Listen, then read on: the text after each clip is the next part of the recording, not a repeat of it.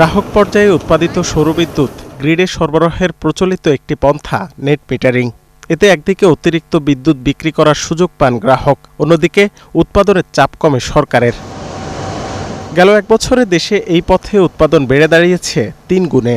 এই ব্যবস্থাকে আরও বিস্তৃত করতে নতুন বাজেটে দেয়া হয়েছে শুল্ক সুবিধা।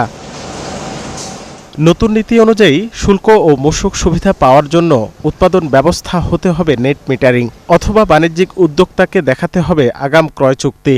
6 মাসের মধ্যে কেন্দ্র স্থাপন ও বিদ্যুৎ উৎপাদনের জন্য 300 টাকার নন জুডিশিয়াল স্ট্যাম্পে দিতে হবে অঙ্গীকারনামা, দেখাতে হবে শ্রেডার প্রত্যয়নপত্র। একই সাথে মানসম্মত যন্ত্রাংশ নিশ্চিতে লাগবে আন্তর্জাতিক স্বীকৃতি সনদও। বিএসআরইএ সভাপতি বলছেন, নেট মিটারিং আবেদন প্রক্রিয়ায় এরই মধ্যে হয়রানি শুরু করেছে বিদ্যুৎ বিতরণ কোম্পানিগুলো, যে কারণে আগ্রহ হারাচ্ছেন নতুন উদ্যোক্তারা। আমি জনসাধারণ কিন্তু ফ্যাসিলিটিটা পাবো না, একজন আমদানিকারক সে ফ্যাসিলিটিটা পাবে না। কিন্তু বিতরণ কোম্পানিগুলো তাদের কিছুটা অনীহা অসহযোগিতা আছে।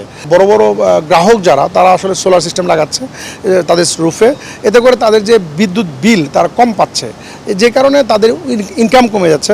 এটা হয়তো তাদের একটা শঙ্কার বিষয়, যার কারণে বিতরণ কোম্পানিগুলো আগ্রহ কম দেখায়। বিশেষজ্ঞরা বলছেন, প্রত্যন্ত অঞ্চলে গ্রিড সংযোগ থাকায় নেট মিটারিংকে গুরুত্ব দিচ্ছে সরকার, কিন্তু এক্ষেত্রে 20% বেশি বিদ্যুতের চাপ সামাল দেওয়া সম্ভব হবে না। যারা বড় ইনভেস্ট করবে তাদেরকে আপনি বেনিফিট দিচ্ছেন, আর যারা ক্ষুদ্র ইনভেস্টর তাদেরকে আপনি বেনিফিট দিচ্ছেন না।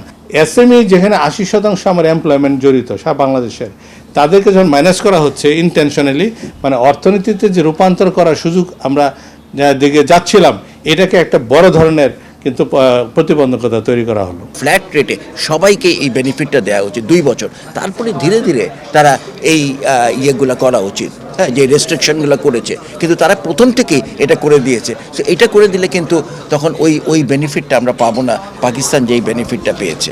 সম্প্রতি নানামুখী সংকটে পড়ে নেট মিটারিং থেকে সরে এসেছে পাকিস্তান। দেশটি অবলম্বন করেছে ব্যাটারির মাধ্যমে বিদ্যুৎ সংরক্ষণ নীতি। রাকিব হোসেন, 71, ঢাকা।